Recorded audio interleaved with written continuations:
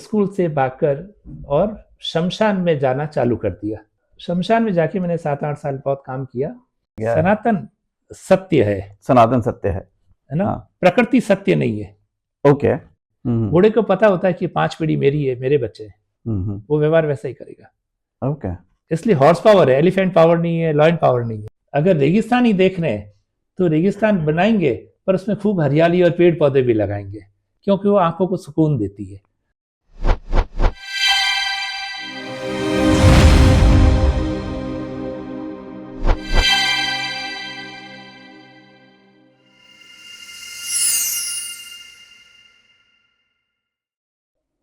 नमस्कार, खम्मा घणी। आज हम जोधपुर में हैं और जिनसे आज हम मिलने वाले हैं उनका परिचय थोड़े से शब्दों में देना मेरे लिए बहुत मुश्किल है।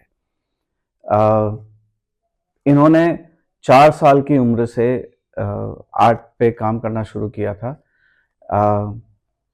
इट्स मोर देन 55-58 ईयर्स जब से ये काम कर रहे हैं। राजस्थानी शैली को मिनिएचर उस शैली को साथ में बढ़ाते हुए अपना एक अलग मुकाम बनाया है। तो आज के एपिसोड में art connect studio presents the artist table मैं स्वागत करना चाहूँगा श्रीमान लाल सिंह जी भाटी का। साहब नमस्कार। नमस्कार।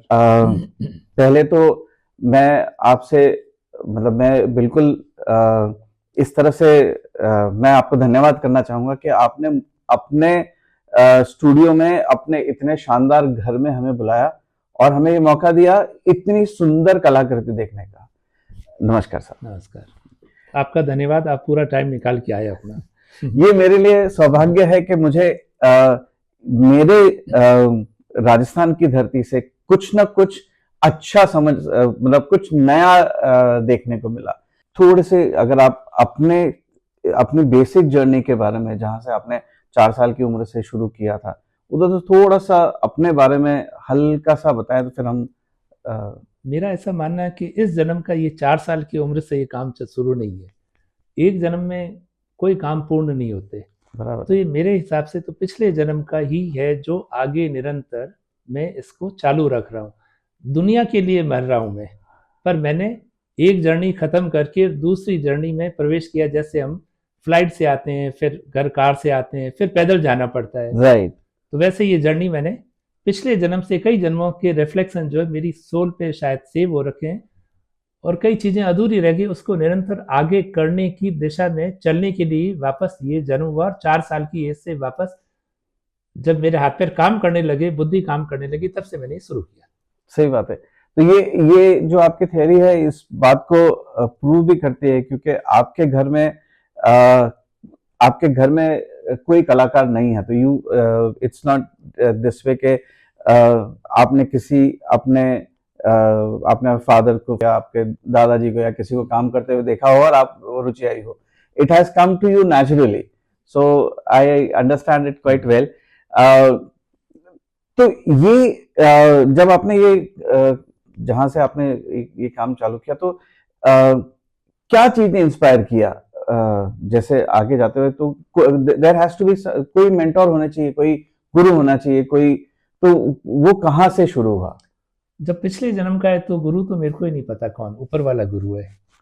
और जब ये शुरू किया तब मैं देखता था कि प्रकृति में सारी चीजें जो है क्षणिक है, सारा रिसाइकलिंग है, फिक्स कुछ नहीं है। तो उस रिसाइकलिंग को प्रिजर्व करने के लिए उसको कि मैं वापस उसको कब देखूं, तो मैंने वो जो सीन देखे या जो भी सोचता समझता, जो मेरी सारे सामने घटनाएं घटती, उनको मैंने बनाना चालू कर दिया। एक और किस्सा है, पड़ोस में कोई डेथ हो गई थी। हाँ। तो सब रो रहे थे, कर रहे थे, तो मैंने उनको एक ड्राइंग कॉपी पे बना के मेरे घर में ले जाके लगा दिया कि सीढ़ी गूंथ रहे हैं, उठा के ले जा रहे हैं। ये 6-7 साल की उम्र का एक मेरा एक्सपीरियंस था। ओके। उस पर मेरे को डांट भी पड़ी, मार भी पड़ी कि ये घर में ये गलत सगुन हो गए, ये हो गए। हाँ। उसके बाद में मेरे को धीरे धीरे समझ में आने लगा कि नहीं, ये जो है ये सबको बुरा लगता है तो शायद यही अच्छा होगा। क्यों, बहुत ज्यादा स्टीम जो है सबको खराब लगती है, चाहे किसी फील्ड में चले जाओ, वो कहते हैं पागल हो गया, गैला हो गया। हाँ। जैसे मैंने पहले उमेद आर्ट रखा मेरे फादर के नाम से, फिर मैंने उमेद आर्ट गैलरी कर दिया। हाँ। उमेद आर्ट मारवाड़ी में कहते हैं गैलरी, कि यहाँ आने वाले सब गेले हैं, पागल है। गैलरी। हाँ, तो गैलरी कर दी। हाँ। तो वो एक फिलॉसफी। तो तब मैंने स्कूल से भागकर और शमशान में जाना चालू कर दिया। शमशान में जाके मैंने 7-8 साल बहुत काम किया, और उधर मेरे को, मैंने जो भी नेचर देखी, जो प्रकृति देखी, तो उसमें इतनी शांति थी कि कोई आने वाला, समझने वाला, सुनने वाला कोई नहीं था। सिर्फ मैं था और मेरी सोच थी, मेरी कल्पनाएं थी, और मैंने वहाँ से अपना शुरू किया। तो मैंने वहाँ पे सबसे पहले राजाओं के, जो जोधपुर के राजवंश की जो थी, तो मैंने एक चांद किताब जो आती थी एक, तो हाँ। मैंने 150 रुपये में तब खरीदी, ओके। अपनी पॉकेट मनी से। हाँ। उसमें उन राजाओं के चित्र थे, तो इसलिए मैंने वो खरीदी। फिर वो मैंने शमशान में बैठ के एक सबसे पहले जोधपुर राजवंश बनाया। तो वहां से जर्नी तो शुरू वहां हुई, से शुरू हुई आपकी जर्नी। और सिखाने वाला कोई नहीं था, इसलिए धीरे धीरे जब समझ आई तो मैंने बच्चों को सिखाना चालू कर दिया। ये जितने भी कला आप करते हैं, तो इसको इसकी टेक्निक्स और इसको समझने के लिए तो आपने किसी न किसी को तो गुरु बनाया होगा, या आपने कहीं से तो कुछ तो सीखा होगा, क्योंकि इतना बारीक काम करना, यस, गॉड गिफ्ट है, राइट, बट ये आपने कैसे सीखा, ये आपने कैसे किया? कई चीजें हम देखते रहते हैं सारी प्रकृति में, और जो हमारे आसपास जो भी मटेरियल मिलता है, जो रंग जिस रंग से मेल खाता है, मैच होता है, उस रंग को, मैंने तो रसोई में से हल्दी और मिर्ची, नमक और भी कई चीजें, पेड़ों की छालों से, पेड़ों की फूलों को पीस पीस के मैंने रंग बना के किया।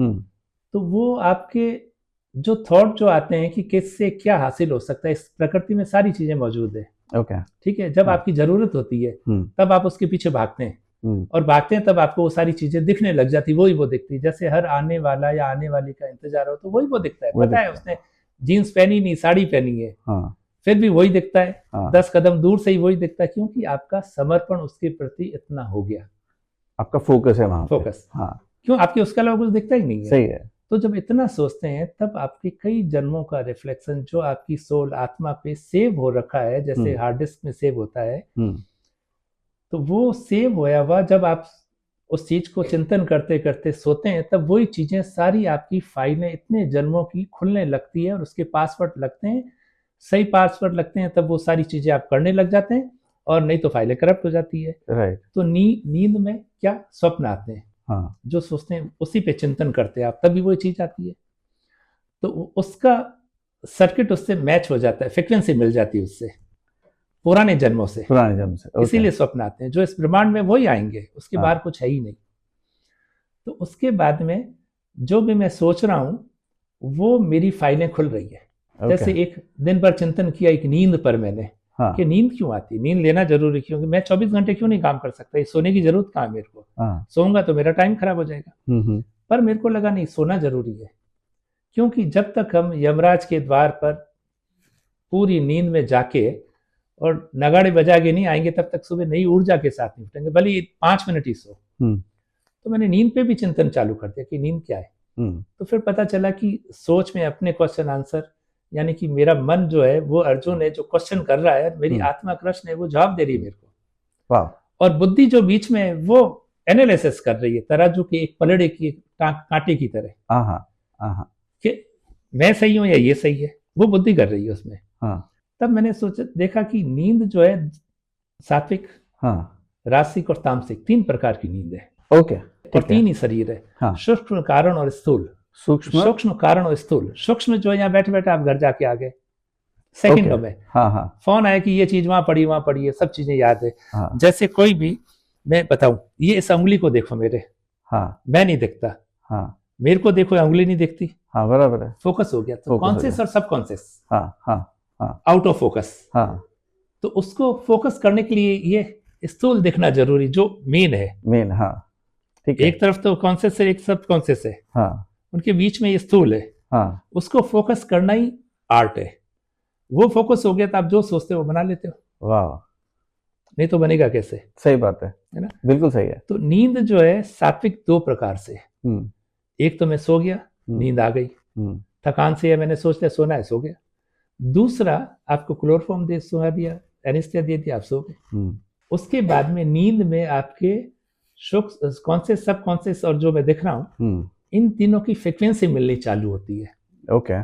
सात्विक में कोई स्वप्न नहीं आता। सात्विक जो है हमारा, जो आपके शरीर को अंदर से मेंटेन करता है। हम हाथ हिलाते हैं तो कितनी हजारों नसें डैमेज होती है, वापस वो रिपेयर होती है। तो सात्विक तो आपके शरीर को मेंटेन रिपेयर करने का काम करता है अपने सात्विक गुणों को लेकर। हाँ, सूक्ष्म शरीर, सूक्ष्म शरीर, ठीक है। शरीर सात्विक गुणों को लेके आपको शरीर का अंदर से पूरा रिपेयर करता है। राइट। उसके बाद में उसकी फ्रीक्वेंसी कारण से मिल जाती तो स्वप्न चालू हो जाता है। वो स्वप्न अब सात्विक है या रासिक है या तामसिक है। सात्विक में तो आता ही नहीं है, तो रासिक और तामसिक दो रहे। रासिक हुआ था पूरी दुनिया के राजा बन जाते हैं, सब ऐशो आराम नींद में कर लेते हैं। ओके। और तामसिक फ्रीक्वेंसी मिलती है तो आपके पीछे कोई दौड़ रहा है, आप भाग रहे हैं, भय के मारे आप पसीने में लथपथ हो गए और उठते हैं, नींद खुल जाती है। इसके साथ अगर उसकी स्थूल से भी फ्रीक्वेंसी मिल जाती कारण के साथ, तो आप नींद में बड़बड़ाने लगते हैं, उठ के सारे काम करके आके सो जाते हैं। ओके। हाँ, ठीक है। तो ये चिंतन किया तो मेरे को समझ में नहीं, तो आप कोई भी काम करते हो, किसी की कोई जरूरत नहीं है, कोई मूड की जरूरत नहीं है, माहौल की जरूरत नहीं है। आपको एक शब्द पकड़ो और उस पर थीसिस लिख दो, आप काम करते रहो। और काम कैसे होता है? जैसे कीबोर्ड पे हाथ चलते हैं, अपने आप चलते हैं, अपने आप चलते हैं, सही है। या गाड़ी चलाते हैं, कहाँ जाना है, किसको विश करना है, किससे नजर चुरानी है, कौन सा साइड बोर्ड पढ़ना है, कौन पीछा कर रहा है, किसको हम फॉलो कर रहे हैं, सही है। और किस जगह जाना है, कहाँ ब्रेक लगेगा, कहाँ क्लच लगेगा, कहाँ एक्सीलेटर, सब ऑटोमेटिक, सब ऑटोमेटिक। हाँ, सही है, बिल्कुल। तो वो सबकॉन्शियस माइंड करता है। सबकॉन्शियस कॉन्शियस को ऑर्डर करता है जो हम समझ नहीं पाते, और कॉन्शियस जो है वो सबकॉन्शियस के साथ मिलकर स्थूल जो देखता हूँ इसको आदेश करता है। ठीक है। तो एक फिलॉसफी है। तो जो भी काम किया मैंने नींद में किए, उस हद तक समर्पित होकर उसके लिए सोचा कि वो मेरे को हर क्षण वो दिखने लग गया। तो कई जन्मों का जो मेरा सेव किया हुआ था वो सब फाइलें खुल गई। मेरे को जाके मैंने कई बार ऐसे केमिकल जाके मैं कहता है ऐसी चीज है, ये है, ये रंग है, इतना वेट होगा, वो मेरे को लाके दे देता है, ये है क्या साहब, कहाँ यही है। तो बेसिकली सारा सेल्फ लर्निंग प्रोसेस है जो आपने सारा आसपास में नेचर से समझ के, और तो ये कहना गलत नहीं होगा कि आपके जो गुरु हैं वो प्रकृति है। तो आपने सब कुछ जो सीखा है आपके आसपास में प्रकृति सिखाया है, और ये सारा जो देन है ये वो आपके पिछले कई जन्मों की तपस्या होगी। हो सकता है, ऐसा मैं मानता हूं। वहां से ये और ये बेसिकली एक जन्म में लता मंगेशकर नहीं, एक जन्म में लता मंगेशकर या सचिन तेंदुलकर नहीं बना, कितने रियाज किए होंगे, कितने काम किए होंगे। सही बात है। वो आगे की जर्नी है कि मैं लोगों के लिए मर रहा हूँ, पर मैं वाहन चेंज कर रहा हूँ, शरीर को चेंज कर रहा हूँ कि मेरे काम नहीं आ रहा अभी, राइट, क्योंकि मेरे हाथ हिलने लग गए, सब हो गया, ये नजर कमजोर हो गई, तो दूसरा शरीर धारण किया। और ये भी एक है कि मैं बोलते बोलते मरता हूँ, तो मैं अपनी इच्छा से उस योनि में जाऊंगा। ओके। जैसे एक पानी को मैंने जमीन पे डाल दिया, वो मूर्छित है, नहीं तो उछल के बाहर आ जाता। वो मूर्छित अवस्था है पानी की। वो जहाँ रेला जाएगा वहां जाके अपनी योनि ढूंढ लेगा, अपनी जगह ही ढूंढ लेगा। राइट। तो जो नींद में मरते हैं वो कहीं पे भी पैदा हो सकते हैं, पर जो बोलते बोलते जाता है उसको पता है कि मेरी ये जर्नी खत्म करके आगे कहाँ जाना है। ओके। तो वो योनि ढूंढता है। ये हमारे सनातन धर्म का ये फिलॉसफी है मेरे ख्याल से। ये सारी गीता में भी इसी बारे में बताया गया है। सनातन सत्य है, सनातन सत्य है ना। प्रकृति सत्य नहीं है। ओके। सनातन सत्य है, प्रकृति ईश्वर सत्य है ना। प्रकृति सत्य नहीं, ये रिसाइकलिंग है। एक बीज था, अभी बीज दिख रहा है, मैंने रात को डाला, सुबह अंकुरित हो गया, कुछ जानवर चुग गए, कुछ रह गया, कुछ बह गया, वो एक पौधा, एक पेड़ हो गया, जर्जर हालत में होके पत्ते गिर गए, फिर नई कोंपले आ गई, उसके बाद उसकी वृद्ध अवस्था आ गई और वो खत्म हो गया, वापस मिट्टी में चला गया। तो नेचर रिसाइकलिंग, रोज सूरज उगता है, रोज रिसाइकलिंग है। राइट। तो ईश्वर करता है वो रिसाइकलिंग है। इसके आगे और उसके और एक स्टेप आगे जाएंगे तो ईश्वर रिसाइकलिंग करता है। ओके। है ना। और इंसान जो करता है, कैमरा तो कैमरा है ना, रिसाइकलिंग बाद में होगी, पर ये कैमरा इंसान ने बनाया, वो कैमरा ही है, वो सत्य है। बाकी मैं सत्य हूं, पर मैं सत्य नहीं हूं। आपके लिए अलग हूं, बीवी के लिए अलग हूं, माँ के लिए अलग हूं, भाई के लिए अलग, बहन के लिए अलग, सबके लिए अलग अलग हूं। सबके सामने हमने अपना अलग अलग रूप, ये पेंटिंग बना दी, ये घोड़ा बना दी, ये सत्य है। अभी ये सत्य है, हाँ, सबके लिए घोड़ा है। सबके लिए घोड़ा है, सही है। और इसलिए पूरी दुनिया का बेसिक एजुकेशन जो है वो ड्राइंग के माध्यम से, चित्रों के माध्यम से।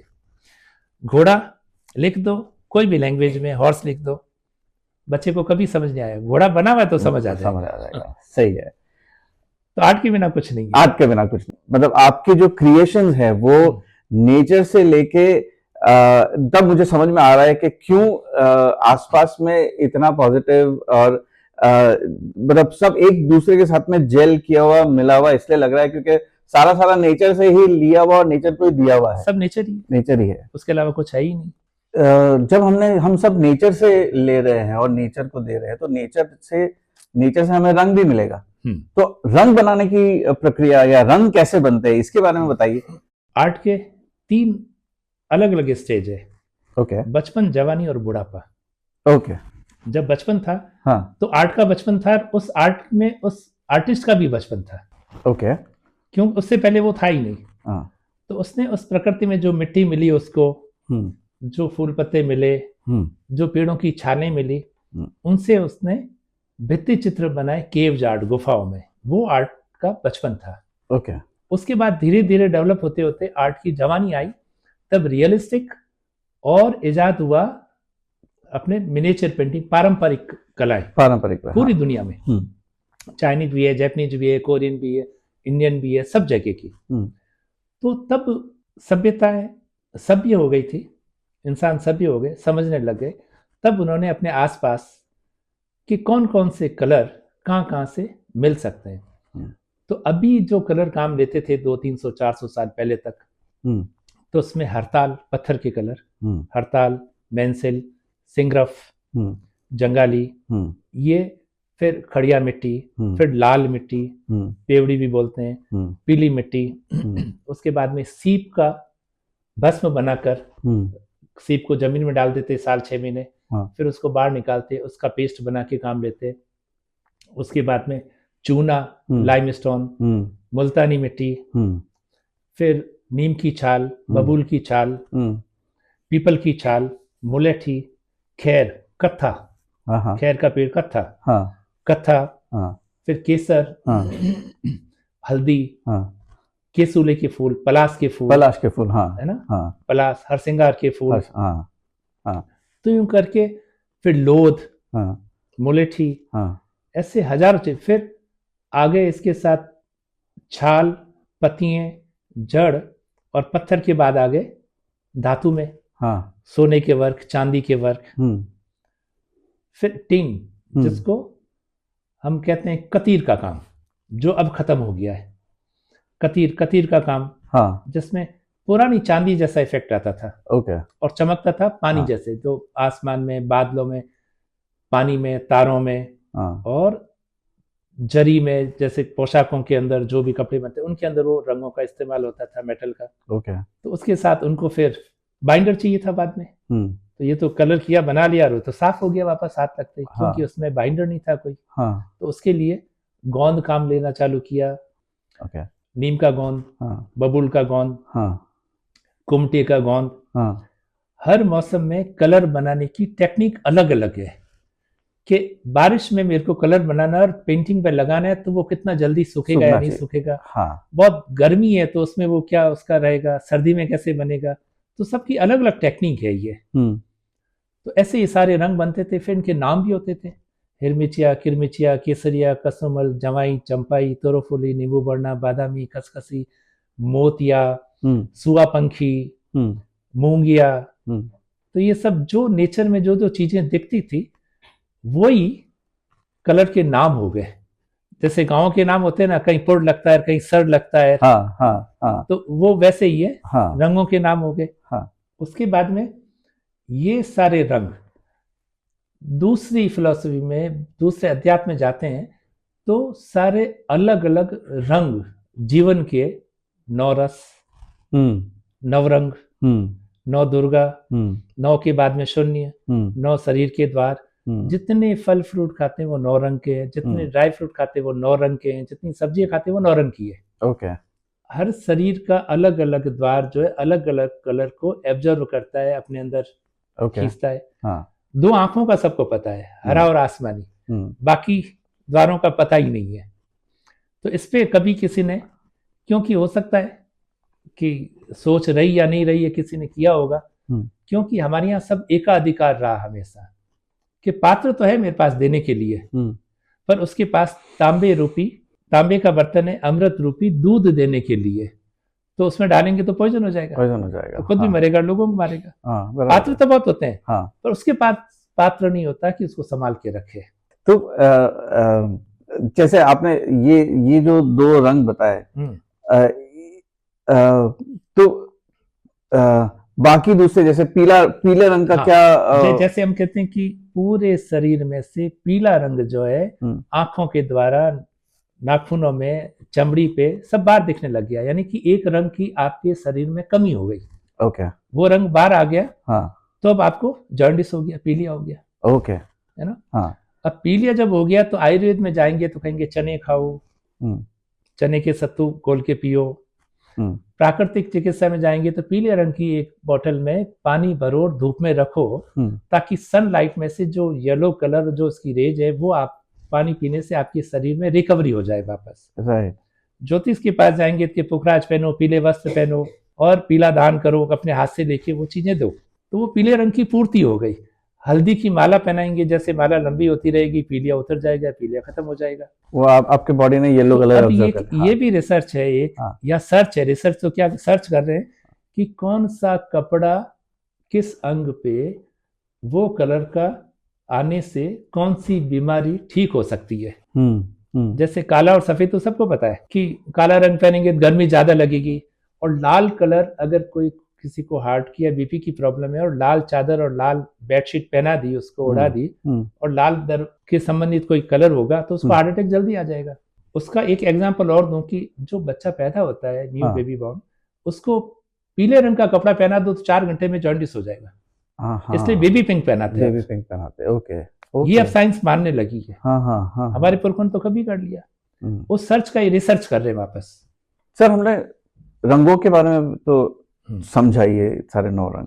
अब आप रूप निर्माण के बारे में बताएं कि ये रूप कैसे निर्माण होता है, या किसी भी पेंटिंग का या किसी कला का रूप, उसके बारे में बताएं सर। जब भी हम कोई चित्र बनाते हैं तो हम ये देखते हैं कि हम उस चित्र को किस सब्जेक्ट में ले रहे हैं, कि उसको 12 महीनों में ले रहे हैं, या 12 राग 36 रागनी में ले रहे हैं, या कौन से रस में ले रहे हैं।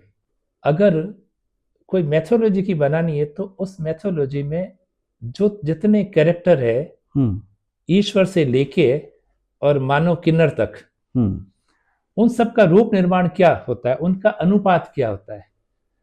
जैसे रूप निर्माण में 36 के आसपास कैरेक्टर अलग अलग, जैसे ईश्वर जो 16-17 हाथ लंबे होते हैं, जैसे 9 दुर्गा, उनके रूप निर्माण में सबके अलग अलग रूप के वर्णन किए हुए, जिसको ध्यान बोलते हैं हम लोग। ओके। जैसे बाला त्रिपुरा सुंदरी, राज राजेश्वरी, उसका रूप जो है प्रथम बार रजस्वलावी यौवना, करोड़ों चंद्रमा के समान शीतलता और हजारों सूर्य के समान तेज। तब मेरे को ये देखना पड़ेगा कि वो 12 साल के अंदर अंदर की होनी चाहिए उसका रूप। ओके। हम उसको मैच्योर जो 18-20 साल की नहीं बना सकते। वैसे उसके बाद में गंधर्व, यक्ष, मानव, किन्नर, भूत, प्रेत, पिशाच, जिन, कबिस, बेताल, पितर और भैरू, सबका रूप अलग अलग है। देव, देवता, देवगण, अरुण, वरुण, सूर्य, चंद्र, मंगल, ये सब देवता आ गए, देव आ गए। और फिर इनके देवगण आ गए, जैसे शिव के गण अलग अलग है ना। तो इसका रूप कैसे होना चाहिए कि जैसे मानव का सबको पता है कि जितना आपका चेहरा है उसके 8 भाग के बराबर आपकी पूरी एनाटॉमी फुल लंबाई होगी, 8 हेड्स। जैसे घोड़े का बच्चा पैदा होता है तो घोड़े की जितनी लंबाई होती है उससे डबल लंबाई उसकी मैच्योर हालत में होगी। जितना पैदा हुआ, जितनी हाइट है उससे डबल वो चला जाएगा, उससे ज्यादा नहीं जाएगा। ओके। ये उनकी एनाटॉमी पैदा होते ही पता चल जाता है, जो घोड़ों का जानकार होगा। और घोड़ा क्या है? अश्व देव स्वरूप है। ओके। घोड़े को नर कहा गया है। घोड़े के थन नहीं होते, निपल के निशान नहीं होते। घोड़े को पता होता है कि 5 पीढ़ी मेरी है, मेरे बच्चे हैं, वो व्यवहार वैसा ही करेगा। ओके। इसलिए हॉर्स पावर है, एलिफेंट पावर नहीं है, लॉयन पावर नहीं है। हाँ। वो उसकी अपनी इतनी अहमियत है उसकी। ओके। तो रूप निर्माण में 8 फेस के बराबर जैसे मानव हो गया, वैसे ही जो भैरू है वो बटुक भैरू यानी कि बालक स्वरूप, यानी कि 5 फेस के बराबर ही उसकी लंबाई होती है। जैसे हमारे यहाँ पे बालों तक नाकोड़ा है जी, है नाकोड़ा भैरू का फेस बड़ा है और धड़ छोटा है। ओके। तो वो इसलिए कि जब हम उस चीज को बनाते, तस्वीर को या मूर्ति को बनाते, तब उसकी प्राण प्रतिष्ठा करते हैं, तब उसका शरीर होना जरूरी है, तब वो प्राण उसमें प्रतिष्ठित होंगे। नहीं तो गागर में तो सागर है, पर लोटे में गागर नहीं डाल सकते हम लोग। नहीं, हाँ सही है ना, सागर का पानी तो उसमें डाल देंगे, पर वो लोटे में गागर नहीं डाल सकते। तो उसके जगह उस रूप में जैसे हमने अपने आप को अपनी आध्यात्मिक शांति के लिए हमने एक ईश्वर क्रिएट कर दिया, 2 भुजा, 4 भुजा, सहस्त्र भुजा। हमने जो भोजन अच्छा लगता था भोजन बनाने और 56 भोग भगवान को चढ़ा के खुद खाने लग गए। दूसरी तरफ एक कपालिक था जो कपाल की पूजा करता है, जो मांस, मच्छी, मदिरा, मल, मूत्र वो सेवन करता है। वो बकरे काटता है, दारू की बोतल पीता है। उसने अपना आध्यात्मिक एक भय पैदा कर दिया उसमें, देवता क्रिएट करके। पर वो हमारे अध्यात्म में अपनी मैथोलॉजी में जो पुरानी आ रही है उसमें ये सब नहीं है। उसमें हर एक का रूप निर्माण अलग अलग है। एक धनुर्धर तो अलग है, एक राक्षस है तो उसका अलग है। वो सारे मानव के अंदर ही है। इसलिए हमारी किसी से फ्रीक्वेंसी मिलती है, किसी से नहीं मिलती है। यानी किसी के ग्रह हमसे मिलते हैं, किसी के नहीं मिलते हैं। तो ये शरीर पूरा जो है महाभारत है। ओके। 5 एलिमेंट्स, वो 5 तत्व से हम बने। 5 पांडव, द्रौपदी, भूमि का स्वरूप मानते हैं। और इन सब के लिए झगड़ा होता है। और महाभारत के जितने कैरेक्टर है उनके नामों से अगर उनके ग्रह गोचर देखते हैं तो किसके साथ बनेगी या नहीं बनेगी। ओके। तो एक पंथ मानता है कि शरीर महाभारत, दूसरा कहता है कि महाभारत हुआ था। 2 फिलोसफी है। ओके। है ना। तो ये रूप निर्माण हो गया। हम बनाते हैं तब सबसे पहले एक खाका बनाते हैं। उसके बाद में हम किस सब्जेक्ट को लेना चाह रहे हैं, वो भी हम किस पीरियड को ले रहे हैं, उस पीरियड में उसका एटमॉस्फेयर क्या था। सही है।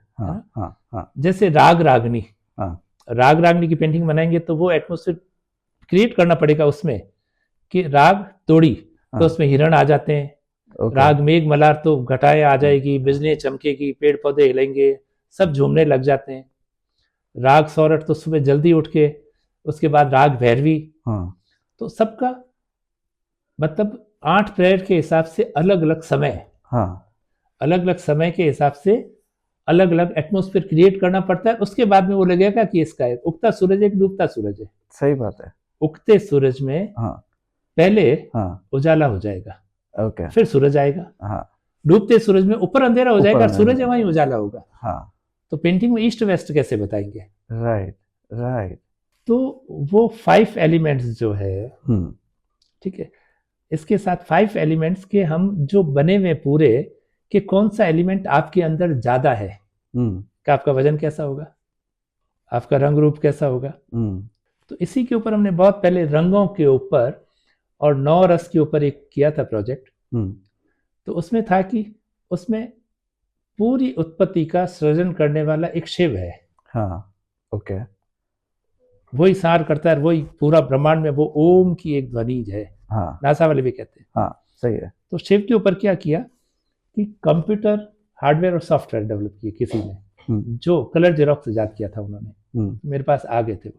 तो मैंने कहा शिव के ऊपर काम करो, शिव और कंप्यूटर, शिवा और कंप्यूटर। तो उन्होंने सॉफ्टवेयर किया जैसे ईसीजी का होता है, जैसे पल्स बीट का जो धड़कन है हमारी, जैसे पल्स बोलती है धक धक धक धक सा रे ग म प ध नि सा, फिर बोलती है धक धक धक धक धक धक सा रे रे ग ग म म।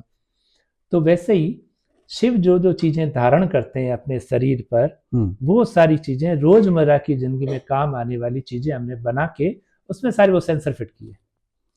उसमें 9 रस कि आपका कौन सा रस एक्टिवेट होगा किस पल्स बीट से, कि आपको वो स्वर लहरियां उत्पन्न होगी, वो उसमें ग्राफ बनाएगा और वो बताएगा कौन सी राग या रागनी बनी है ओके। है ना। हाँ। वो कौन सी राग है, हाँ। वो प्रेम रस है या रौद्र रस है, वीर रस है या ममत्व है, वैराग्य है, कौन सा रस है, वो उसमें आएगा। तो वो रस जो है, जब हम राग रागनी की पेंटिंग बनाते हैं तब हमें वो सब देखना पड़ता है कि सारा एटमोस्फियर सारा वो क्रिएट हुआ कि नहीं हुआ, नहीं तो हम उस जगह पहुंचे ही नहीं। ठीक वैसे ही जैसे प्राण प्रतिष्ठा करते हैं कोई और आ जाता है, क्योंकि उसका वो शरीर है ही नहीं, वो एनाटॉमी नहीं है उसकी, एनाटॉमी नहीं है। तो उसमें वो प्राण आएंगे ही नहीं, कोई और आ जाएगा, अच्छी आत्मा आ गई तो अच्छा काम हो जाएगा। हाँ। इसलिए जितने पुराने मंदिर है वो सब हाँ। सिद्ध है। हाँ। नहीं तो हमने अपने जैसे ईश्वर को मान के अपने जैसे रूप निर्माण कर लिया। तो मैं कोई पेंटिंग बनाने के लिए जब मैं सोच रहा हूँ, तो अगर मुझे जैसे मैंने रस के बारे में समझा, रागों के बारे में समझा, रंग के बारे में समझा, वो सब समझना पड़ेगा। वो सब। हाँ। पामिस्ट्री भी आती है। हाँ। कि अगर एक मैं सिद्ध संत को यूं बना रहा हूँ, उसकी रेखा एक भ्रष्ट व्यक्ति की है, तो वो इस जगह पे आएगा कैसे? हाँ, बराबर सकता। हाँ हाँ हाँ, सही बात है। तो ये हाथ आएगा तो इसका भी नॉलेज होना चाहिए, राइट, अगर ये कर रहे हो तो। नहीं तो अर्थ का अनर्थ है। ठीक वैसे ही जैसे ज्ञान का विकृत रूप विज्ञान। हाँ हाँ। एक दीपक है, वो ज्ञान है। एक बच्चा पैदा होता है, हम गांव में एक दीपक रखते हैं, वो उसको देखता है, उसका ताटक बढ़ता है ना, एकाग्रता बढ़ती है उसकी, ज्योति तेज होती है। वही हेलोजन लाइट लगा दो तो चश्मा पैदा होते ही लग जाएगा। सही बात है। हाँ हाँ, है ना। हाँ। तो वो विज्ञान की विकृति है। तो अब हम कुछ अपने रोजमर्रा के टेंशन से घिरे हुए हैं सारे, उन कुंठाओं के साथ हम रंगों के साथ भी खेलते हैं कि प्यार से, प्रेम से, गुस्से से, नफरत से जो रंग फेंक दिए, पर उसमें कोई रूप है ही नहीं। रूप नहीं है।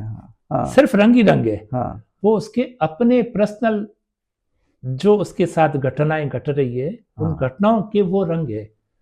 उस रंग में जैसे पल्स बीट का बताया था कि कौन सी पल्स बीट एक्टिवेट होगी और कौन सी राग रागनी बनेगी, उससे आप कितने प्रफुल्लित या आनंदित या गुस्से में आएंगे। राइट। वैसे ही वो सारे रंग उसमें दिखने लग जाते हैं कि इसके साथ अभी क्या घटनाएं घट रही है उस आर्टिस्ट के साथ।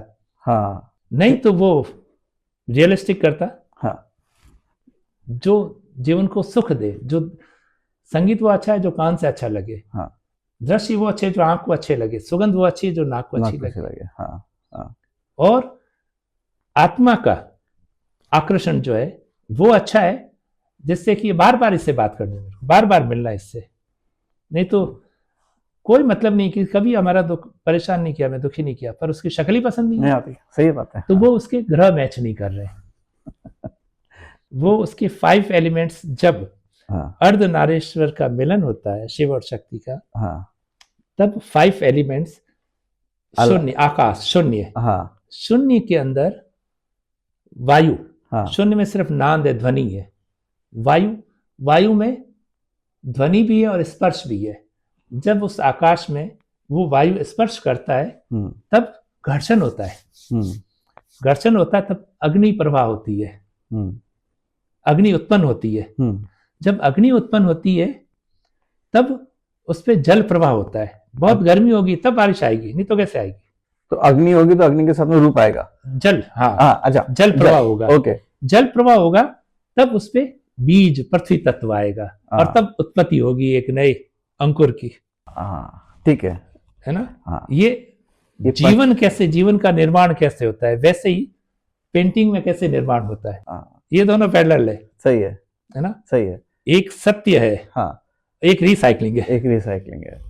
जब हम कोई भी आर्ट बनाने की जब सोचेंगे तो ये सारी चीजों को कहीं ना कहीं हमारे आसपास में दिखेगी, जानते हुए या अनजाने में भी हम इसी चीजों को लेके हम बनाते। तब वो एस्थेटिकली, अगर मैं जब बात करूं तो एस्थेटिकली वो हमें तब प्लीजिंग लगता है या अच्छा लगता है जब ये सारी चीजों का एक प्रॉपर बैलेंस होता है। दिस इज व्हाट, अगर फिजिकल और मेंटली और प्राकृतिक कॉम्बिनेशन अगर उनकी फ्रीक्वेंसी नहीं मिलती है तब तक वो आर्ट सिर्फ पड़ी है। ठीक है। नहीं तो वो पूजनीय है, उसके अंदर कई गूढ़ रहस्य छुपे हुए। एक सवाल फिर मेरे दिमाग में आता है कि जैसे नेचर तो सब जगह पे है, ये पंच तत्व भी सब जगह पे है। जैसे आप जोधपुर में हैं तो आपको जोधपुर में वो है, महाराष्ट्र में एक आर्टिस्ट है, वहां पे भी वो पंच तत्व देखेगा, लेकिन उसको उसको कुछ और, मतलब है वो पंचतत्व, लेकिन महाराष्ट्र की पेंटिंग्स अलग बनेगी, राजस्थान की अलग बनेगी, कोई इजिप्ट बैठा है तो वहां की पेंटिंग्स अलग बनेगी। तो ये किस तरह से डेवलप हुआ, ये कैसे? ये सारा प्रकृति के ऊपर आके, सारा प्रकृति इसको डेवलप करती है। ओके। जैसे जोधपुर या जापान, ठीक है, यहाँ का एटमॉस्फेयर जो है उसमें हवा का दबाव कितना रहता है, ओके। यहाँ कौन कौन सी वनस्पति होती है। हमारी इतनी गर्मी पड़ती है फिर भी हम बाजरी खाते हैं, तालाब का पानी पीते थे। वो एक बार का अंग्रेज आके पी ले तो उसको 1000 तरह की डिजीज हो जाएगी। तो प्रकृति ने वो सारी चीजें वहीं पे उगाई या डेवलप की है कि जहाँ पे उसकी जरूरत है उस व्यक्ति को, और हम जैसा खाएंगे वैसे हमारे पोषक, उन पोषक तत्वों से हमारे शरीर का निर्माण होता है। ओके। ठीक है, हमारे खान पान से, कहते हैं ना जैसा खावे अन्न वैसा होए मन। तो खान पान जो हमारा होता है वो खाने पीने से हमारे अंदर वो डेवलपमेंट वैसे चालू होते हैं कि कैल्शियम की कमी होगी तो अब क्या क्या चीजें लेनी चाहिए, विटामिन की कमी होगी तो ये लेना चाहिए, वो लेना चाहिए, तो वो सारी चीजें लेनी पड़ेगी। तो नेचर ने उस जगह पे वैसा ही रूप, रंग और उसकी प्रकृति पैदा की है उसने। ओके। जैसे जोधपुर में, मेरा फेस जोधपुर जैसा है। हाँ। ये दबा हुआ है, तीखा नाक है, डबल चिन्ह है। हाँ। और हष्ट पुष्ट लंबे चौड़े आदमी होते हैं। हाँ। यही बीकानेर में जाएंगे तो यही रूप रंग है। हाँ। कद काठी बस दुबली होगी, फीचर्स वही होंगे। फीचर्स वही होंगे। बूंदी में जाएंगे तो सब नाटे होंगे। पहाड़ी कांगड़ा में जाएंगे तो सब स्क्वायर फेस के और कुछ रियलिस्टिक जैसे उन्होंने बनाए। तो जितने स्टेट थे पहले आजादी के पहले उतने ही शैली थी और उतनी स्टाइल, शैली, स्कूल या कलम वो उतनी इतनी जगह थी। चाहे चाइना में तो चाइना की स्टाइल अलग है, जापान की अलग है, नेपाल की अलग है, भूटान, तिब्बत, सब जगह अलग है, इजिप्ट की और अलग है। तो इसमें जब रूप निर्माण करते हैं तो हम अपने आसपास जो देखते हैं वही तो बनाएंगे। सही बात है। पर उसमें भी जो आसपास, अगर रेगिस्तान ही देख रहे हैं तो रेगिस्तान बनाएंगे पर उसमें खूब हरियाली और पेड़ पौधे भी लगाएंगे क्योंकि वो आंखों को सुकून देती है। तब वो चीजें बनाते थे पुराने आर्टिस्ट जिससे हमें सुकून मिले। और कैमरा था नहीं, कैमरा मिड 18th सेंचुरी में आया तकरीबन, जहां तक मेरे को पता है। उससे पहले सारे राजाओं के सब चित्र बनते थे, तो जो देखा उसको बना दिया। तो हर स्टेट में जो सजा यातना कैदी होते थे वो आज भी, बीकानेर जेल की दरियां बहुत फेमस है। उसमें 200 फीट का है तो 200 फीट का ही ताना बाना लगेगा, जॉइंट नहीं होगा अंदर। बाकी दुनिया में कहीं इतने बड़े कारपेट नहीं बनते जो दरिया बनती बीकानेर जेल में। तो सजा यातना कैदी जो अपना हुनर जानते थे वो चीजें बनाते थे और राजा रोज दर्शन देने आते थे कि मेरे कैदी या मेरी प्रजा परेशान तो नहीं है। तब वो आते, उनको देखते, ऑब्जर्व करते और वो उनको लकड़ी में, मिट्टी में, जो जैसा काम करता है उसमें बनाते। और फेस्टिवल, 30 त्योहार या बड़ा दिन या जन्मदिन होता तो उनको नजर करते। तो फिर राजा जगह वो माफ कर देता उनकी सजा और एक गांव और दे देते थे। है ना कि ये इतना अच्छा आर्टिस्ट है, आवेश में आके इसने कोई गलत काम कर दिया, पर ये कर नहीं सकता। समय और परिस्थिति ऐसी रही होगी। तो वो शैलियों का निर्माण हुआ तब से। जोधपुर शैली अलग है, बीकानेर, बूंदी, कोटा, किशनगढ़ वर्ड फेम है, पहाड़ी, कांगड़ा, गुल्लर, ये सब अलग अलग स्कूल। फिर दखन में जाओ कलमकारी हो गई, बिहार जाओ तो फिर वो मधुबनी होगी उधर। तो ये सब अलग अलग शैलियां जो अपने आसपास के माहौल में हमने जो नेचर में देखा वही हमने उसको बनाने की कोशिश की। उसमें सारे फेस्टिवल भी आ गए, राग रागनी आ गई और राधा के गीत गोविंदम ये आ गए। फिर नाथ संप्रदाय के हम मिड 18th सेंचुरी महाराजा मान सिंह जी नाथ संप्रदाय से ज्यादा प्रभावित थे, तो उन्होंने फिर नाथ संप्रदाय के वो नाथों के पेंटिंगें बनाए। तो यूं अलग अलग सब्जेक्ट बनते रहे। ये सब तत्वों के बारे में तो समझ में आया। अब आप जब कुछ आपका एक कलाकृति बनाने की शुरू करते हैं, उसके पीछे का थॉट प्रोसेस क्या है? वो आप किस तरह से इन सब चीजों को इकट्ठा करके कैसे बनाते हैं? आप थोड़ा उसके बारे में बताएं। मेरा ऐसा मानना है कि हमारे पुरखों ने इतना सर्च किया, वो सारा ज्ञान धीरे धीरे खत्म होने लग गया। कैसे खत्म होने लग गया कि हम अपनी संस्कृति भूलते जा रहे हैं और बाहर की सभ्यता को एडॉप्ट करते जा रहे हैं। है ना? वो कैसे करते हैं कि हम जो है हमारी संस्कृति तो वो एडॉप्ट कर रहे हैं, उनकी सभ्यता हम कर रहे हैं फटे हुए चिथड़ों में। जीन्स ये वो जो वो करते हैं वही हम करते हैं, तो वो तो उनकी समय और परिस्थिति के अनुसार छोटे कपड़े पहनने, तो बारिश ज्यादा होती तो स्कर्ट आ गया, रेगिस्तान में सब लिबास ढक के रहते हैं, नकाब ओढ़ के रखते हैं, क्योंकि आंधी ज्यादा चलती है, मिट्टी ज्यादा उड़ती है, इसलिए उन्होंने अपनी संस्कृति के हिसाब से किया। पूरी दुनिया में सिर्फ जापान एक ऐसा देश है जो अपनी संस्कृति को नहीं भूलता है, सभ्यताएं आसपास रखता है सजा के, अपने रीति रिवाज सब अपने खुद अपने पूरे करते हैं। तो मैंने सोचा अपने भी जो रीति रिवाज है, जो 16 संस्कार है गर्भ धारण से लेके मृत्यु तक, उनका मेंटली और फिजिकल क्या लॉजिक है, हमारे पुरखों ने वो सब क्यों किया, उसके बारे में कहीं विस्तार से नहीं है, और कम होगा तो भी।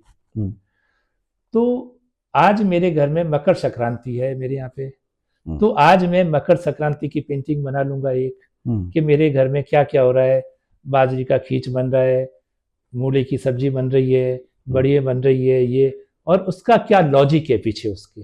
okay. तिल्ली का तेल खाते हैं, तिल से हम स्नान करते हैं, उन सब के क्या लॉजिक है, उसके ऊपर एक पेंटिंग, एक उसका निर्माण शुरू हो जाएगा। वैसे जितने फेस्टिवल आते हैं, जब फेस्टिवल नहीं है तब राग रागनियों पे, कि किस राग में कौन सा समय होता है, किस राग को गाने से क्या आपके हृदय परिवर्तन होता है, तो उसके हिसाब से वो पेंटिंगें बननी चालू हो जाती है। और वैसे ही पेंटिंगें बनाता हूँ, और उसमें प्राकृतिक रंगों का इस्तेमाल करता हूँ, पत्थर के, फूलों के, पेड़ों की छालों के, ये सारे। तो मैं जब आसपास में यहाँ पे देख रहा हूँ सब जगह पे, तो बिल्कुल माइन्यूट सा काम दिख रहा है, विच इज बेसिकली थोड़ा सा मिनिएचर का टाइप का है, लेकिन आपकी अलग उसके अंदर अलग झलक दिखती है, क्योंकि आपकी जो कला है जिसमें से, तो ये एक अलग प्रोसेस दिख रहा है मुझे। इसके बारे में थोड़ा सा बताइए सर, वो जो आपकी पत्तियां बना रहे हैं आप, या तो प्रोसेस। मिनिएचर पेंटिंग एक पारंपरिक आर्ट है जो पिता पुत्र या गुरु शिष्य के द्वारा मिलती है, पर मेरा कई जन्मों का कोई रहा होगा कि मेरे को, मैं जो सोचता हूँ मेरे को वो सारी चीजें दिखने लगती है। जैसे आपको बैठे बैठे अपना घर दिख रहा होगा अभी तक भी, हाँ, तो हो सकता है इससे 2 कदम आगे की बात हो या एडवांस हो फ्रीक्वेंसी, जो कई जन्मों से फ्रीक्वेंसी मैच कर रही होगी, जो मैं भी नहीं समझता। हाँ, तो वो मेरे को जो देखा वो मैं बनाने की कोशिश करता हूँ, है ना। हाँ। तो इसमें ये सारा, कई लोग मेरे को भटकावा आर्टिस्ट कहते हैं। मैं लकड़ी का काम जानता हूँ, मैं लोहे का काम जानता हूँ, मैं सुनार का काम जानता हूँ, मैंने फैशन का काम किया है, टेक्सटाइल का किया है, मैंने बदमाशों के लिए सुन के क्रिमिनल स्केच बनाए, और मेरे को जोधपुर शैली जो है वो ज्यादा पसंद है, उस पर मैंने काम किया, क्योंकि वो मेरे शहर की पहचान है। और अब इसमें कोई आर्टिस्ट नहीं है बनाने वाले, ये धीरे धीरे लुप्त हो जाएगी, सब कंटेम्प्रेरी एब्स्ट्रैक्ट में चले गए, क्योंकि ये शैली जो है, ये चित्र के लिए वैसा माहौल होना चाहिए। तो इसलिए मैंने जोधपुर शैली पे ज्यादा काम किया। मैंने 10-15 हजार से ज्यादा पेंटिंगें बनाई है इसमें, जिसमें राग रागनी भी है, और 16 संस्कार के ऊपर है, फिर 7 चक्रों के ऊपर है। वैसे तो 9 चक्र है, 2 और ऊपर है, सहस्रार से भी ऊपर 2 और है, या कह दो 2 मानते हैं हृदय के आसपास। जैसे 9 ग्रह में राहु केतु को नहीं मानते कि रात और दिन आपका जीवन खा रहे।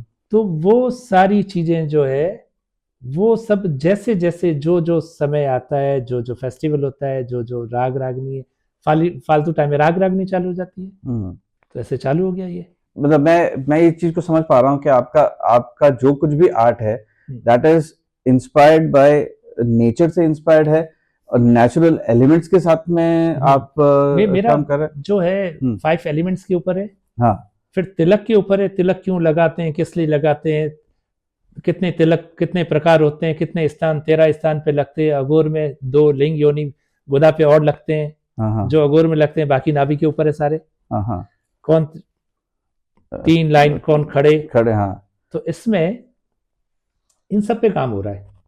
फिर 9 चक्र का है, तो चक्र में भी क्या है कि अलग अलग जगह से अलग अलग शब्द, अक्षरों की, शब्दों की उत्पत्ति है। जैसे आप बोलो रिम, नाभि से उत्पन्न हुआ, ये मणिपुर चक्र से उत्पन्न हुआ, नाभि से। अगर इसको नाक से बोलेंगे तो नाक पे चोट लगेगी, वो जख्म होके, नासूर होके कैंसर हो जाएगा। ओके। ठीक वैसे ही जब शब्दों का उच्चारण सही नहीं होता है, जैसे हम लिखते हैं राम, सब लोग उसको राम पढ़ते हैं, हाँ। यानी कि 4 अक्षर के समय का विस्तार कर दिया उसके अंदर। राम राम। रा, हाँ राम एकम है, राम। हाँ तो इतने अक्षरों का विस्तार कर दिया, यानी कि ध्वनि उसको आगे तक ले गई। हाँ। तो वो सारे चित्र जो है, जैसे कुंडियों के चक्र के हैं, तिलक के ऊपर है, तिलक कौन लगाएगा? सन्यासी, अघोरी, वैरागी, गृहस्थी, आचार्य, प्राचार्य, उनकी गुरु माताएं, बाल ब्रह्मचारी, किसको क्या अधिकार तिलक लगाने का? और तिलक लगाते ही क्यों है? तिलक इसलिए लगाते हैं कि आज्ञा चक्र, भ्रकुटी त्रिकुटी के बीच में आज्ञा चक्र है, जो टेलीपैथी का काम करती है, समोहन का काम करती है। हाँ। अगर वहां पे तिलक है हाँ। तो आपका समोहन नहीं होगा, आप सम्मोहित नहीं होंगे। ठीक वैसे जैसे राजा बिना तिलक के घर से बाहर नहीं निकलता था पहले, अगर वो सम्मोहित हो जाए तो राज्य का पतन हो जाए। एक ब्राह्मण एक बिना तिलक के नहीं निकलता था, अगर वो बिना तिलक के निकले तो उसके धर्म का नाश हो जाए। और एक स्त्री बिना तिलक के घर से बाहर नहीं निकलती, अगर वो भ्रमित हो गई तो उसके कुल का नाश हो जाएगा। तो ये सारी चीजें हमारे लोग भूलते जा रहे हैं। तो उन सब को प्रिजर्व करने के लिए पहले तो एकाधिकार रखते थे, पात्र है तो उसको दो, पात्र भी है ले भी सकता है, पर उसके पास तांबे का बर्तन है, जो अमृत रूपी दूध दूंगा उसमें वो जहर हो जाएगा, पॉइजन हो जाएगा। हाँ। तो इसलिए वो सारी चीजें अब एकाधिकार नहीं रख के, अब कौन सी फिलोसफी सही है नहीं है, पर हमारा ज्ञान जो है सारा एकाधिकार में खत्म हो गया। तो ज्ञान वापस चित्रों के माध्यम से आ जाए, और आप वो उसको अच्छी तरह से कर रहे हैं, क्योंकि तो वो सारा उसके ऊपर पेंटिंग बना रहा हूँ मैं, पेंटिंग भी बना रहे हैं, और प्लस ये जो ज्ञान है आप इसको आगे बांट रहे हैं। आपके आपका मैंने 30-35 हजार स्टूडेंट अभी सिखा दिए, कई अवार्डी है नेशनल, स्टेट, डिस्ट्रिक्ट। और इसमें कहते हैं ना कि आर्ट जो है वो पूरी दुनिया का आखिरी शौक है। क्यों? कि पेंटिंग है या आर्ट है तो खरीदने वाला नहीं है, खरीदने वाला है तो उसको जो चाहिए वो अपने पास तैयार नहीं है। जो पेट से ऊपर उठ जाता है वही आर्ट करता है। और दुनिया का पहला इन्वेस्टमेंट आर्ट है, हजारों करोड़ों डॉलर में, मिलियंस डॉलर में बिकते हैं पेंटिंग सोथबीज और क्रिस्टी में। जो पुराना खरीदते हैं वो 300 साल पहले के आर्टिस्ट का पेंटिंग नहीं खरीद रहे हैं, उसका वक्त खरीद रहे हैं, जो अब नहीं आ सकता। जो 300 साल पहले वक्त दिया उसने अपनी पूरी जिंदगी का, पूरा एक्सपीरियंस, वो हम इतने पैसों में खरीदते हैं। इसलिए पहला इन्वेस्टमेंट भी आर्ट है, इसलिए आर्ट इतना प्राइजी है। हाँ, तो आर्ट से ही पूरी दुनिया का अपना महत्व है। वेनिस में क्या है? झीले झीले झीले झीले। तो वो उसी को देखने के लिए लोग जाते हैं और रेवेन्यू जनरेट होती है। राम मंदिर अयोध्या में बन गया, उसके पहले तो भूखे मरते थे लोग, अब तो अरबों रुपए की मनी जनरेट होने लग गई, है ना। आगरा से ताजमहल हटा दो, कोई नहीं जाएगा, लाखों लोग आते हैं वहां पे, वहां तो पागल खाना ही फेमस। तो आर्ट से उस जगह की ख्याति बढ़ती है, रेवेन्यू बढ़ती है, जो अब धीरे धीरे आर्ट खत्म हो गया। हमारे बचपन में क्लास में 1 पीरियड 2 पीरियड आर्ट के होते थे, तो बच्चा अपने खून पसीने की कमाई से उसको पता चलता था कि इसमें कितनी मेहनत है। मैंने अपने पसीने की कमाई 1-2 रुपए 10-20 पैसे कमाए। तो आर्ट में जो आदमी चला जाता है वो क्रिमिनल नहीं हो सकता, वो स्पिरिचुअल आध्यात्मिक हो जाएगा। ये चीज मैंने बहुत आर्टिस्ट से सुनी और मैंने खुद ने वो किया है कि तो क्राइम कम हो जाएंगे दुनिया में। आर्ट और स्पिरिचुअलिज्म साथ में जाते हैं, और जब आर्ट के साथ में स्पिरिचुअलिज्म जुड़ता है तो किसी भी व्यक्ति का थॉट प्रोसेस पॉजिटिव की तरफ जाता है, तो वो हर चीज को एक तुलनात्मक रूप से देखता है कि वो सही कर रहा है या गलत कर रहा है। So yes, I totally agree कि जब आदमी आर्ट की तरफ जाता है तो वो क्राइम थोड़ा कम होता है, डार्कनेस कम दिखती है उसको। हाँ, उसको तो सब क्रिएशन दिखता है उसको, और कुछ नहीं है, डिस्ट्रैक्शन दिखेगा ही नहीं। तो ब्रह्मा करते हैं सृष्टि की रचना, हाँ, और चित्रकार करता है संसार की रचना। सही है, ठीक है। हाँ, अगर चित्रकार नहीं होता तो ये कपड़े नहीं होते, बिल्डिंगें नहीं होती, इमारतें नहीं होती, यान नहीं होते, कुछ भी नहीं होता। वो एक ड्राइंग खींचता है, हाँ, तब उसके ऊपर उसका काम शुरू होता है। तो सृष्टि की रचना ब्रह्मा करते हैं और संसार की रचना चित्रकार करता है। क्या बात है। सिर्फ प्राण नहीं डाल सकता उसमें, हाँ बाकी तो अंधेरे में एक स्टेचू खड़ी कर दो, हाँ, वो रूबरू दिखेगी, वो रूबरू दिखेगा, सही बात है। प्राण इस तो नहीं सही है, प्राण ही नहीं है। क्योंकि वो प्राण उसके खुद के अंदर है जो उसने उसमें लगाए हैं। सही है। तो सर मैं इस बात को इस तरह से समराइज कर सकता हूँ कि कला जो है वो एक हम उसको खाली उस आदमी तक सीमित नहीं रखें जो एक अपने कैनवस पे उसने कुछ चित्र बना दिया। जितनी भी सृजनात्मक चीजें हैं, जो आदमी कुछ चीज बना रहा है वो कलाकार है, राइट। तो आपके हिसाब से क्या मेरा ये कथन सही है कि हर व्यक्ति जो कुछ ना कुछ निर्माण कर पा रहा है, कुछ ना कुछ नया बना रहा है, अपने आप को भी बना रहा है, तो वो भी एक कलाकार है, राइट। तो इस मतलब एम आई राइट, इसके बारे में आप कुछ? नहीं, आपने आखिरी जो था वो बता दिया, इससे पहले क्या है। अच्छा, हाँ, है ना, हाँ, इससे पहले कि इस नेचर में से जो भी आसपास के दायरे में जो भी प्रकृति हमें देती है, उन सबको इकट्ठा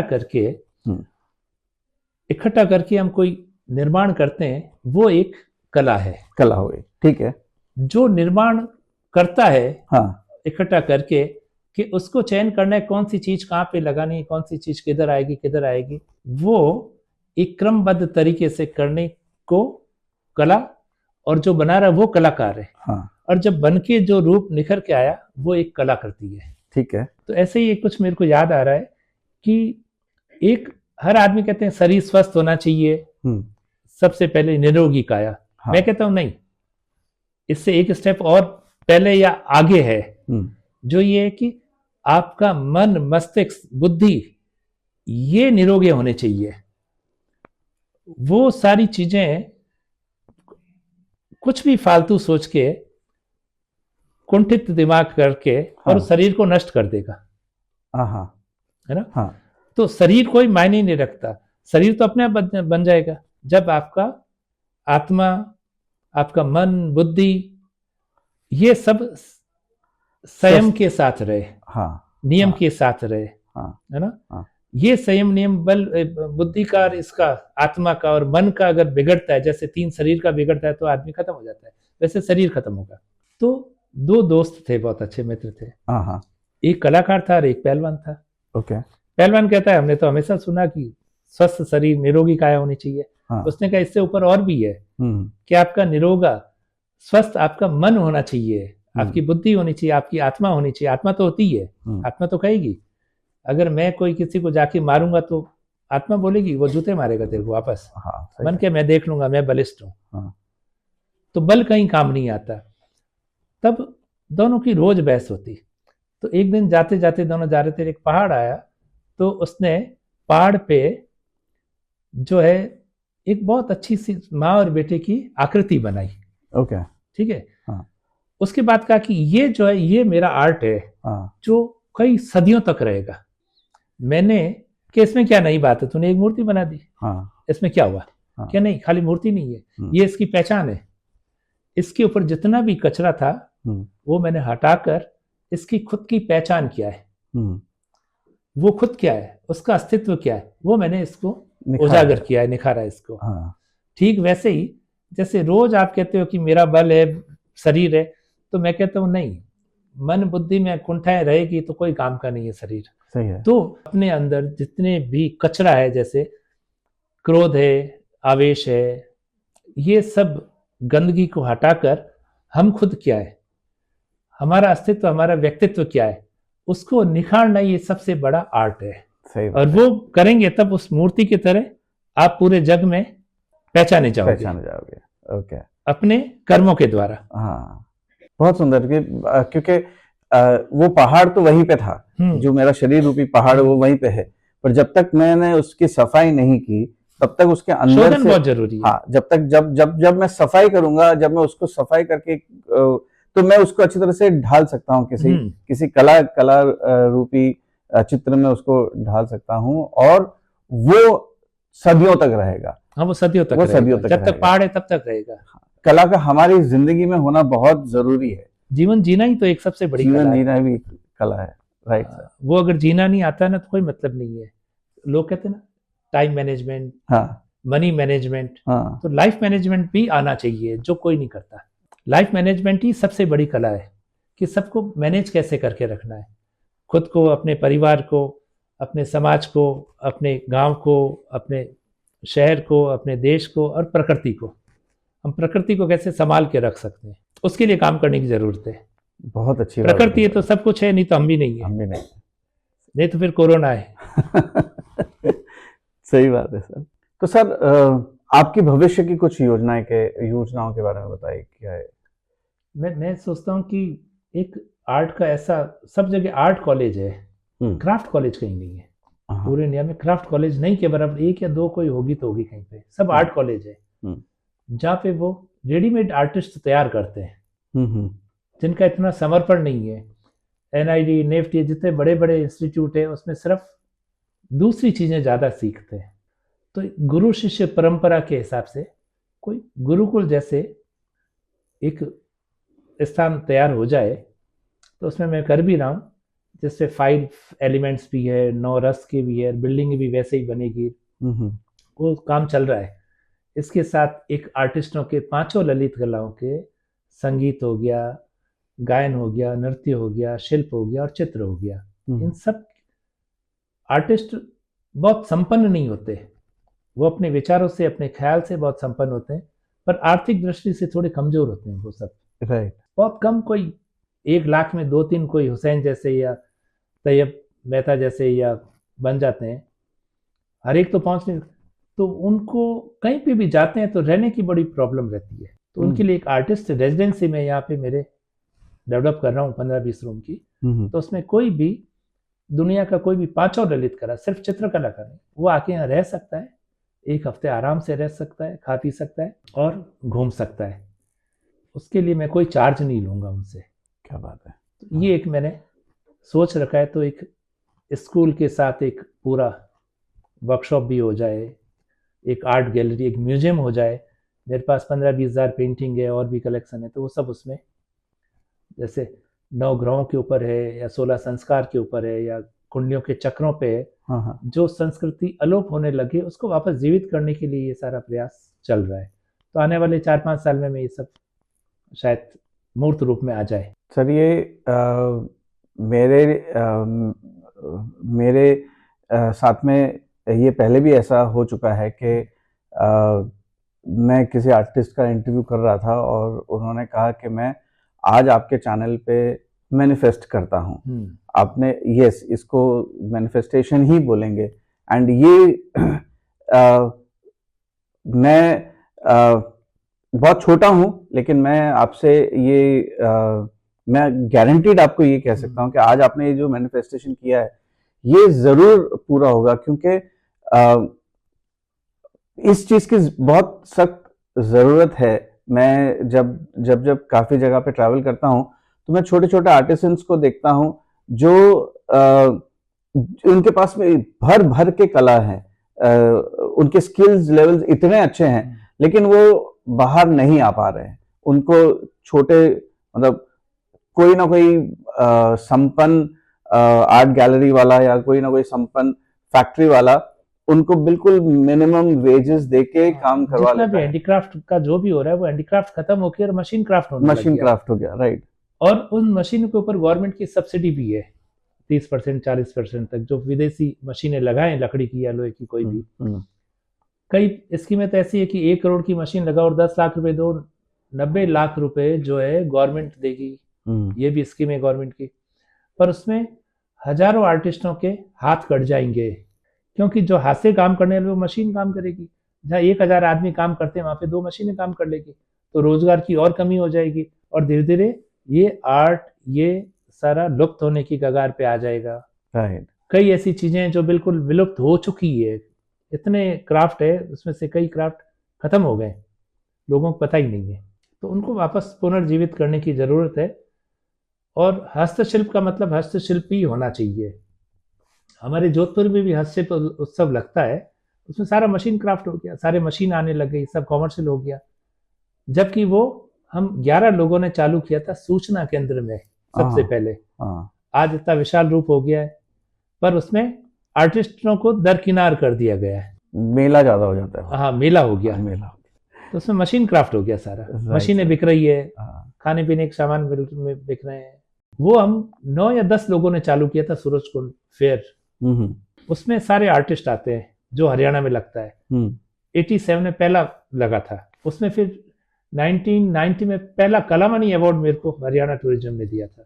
तो वो क्राफ्ट फेयर है। हाँ। तो सर बिल्कुल आपका कहना बिल्कुल सही है कि ये हस्तशिल्प ही होनी चाहिए। वो मशीन वो और हस्तशिल्पियों को ही एक दूसरे को सपोर्ट करना चाहिए कि जैसे मैं पेंटिंग करता हूँ तो मेरे को सपोर्ट करना चाहिए कि आरी तारी जरदोजी का वो काम अच्छा करता है, आप वहां देखो। हाँ, जूती का वो काम करता है, वो देखो। खुद तक सीमित नहीं रखना है। सही बात है। तभी आर्ट आगे बढ़ेगा। तब आर्ट आगे बढ़ेगा। गवर्नमेंट के, सरकार के हिसाब से तो जो मिनिस्ट्री ऑफ टेक्सटाइल या जो भी है वो आर्टिस्टों के लिए ही है। अब तो इधर तो जो अवार्ड दे रहे हैं वो भी बंद होने चालू हो गए और आर्टिस्ट को तो बेचारा समझते हैं। सर जितना प्रयास हम कर सकते हैं हम उतना प्रयास करेंगे।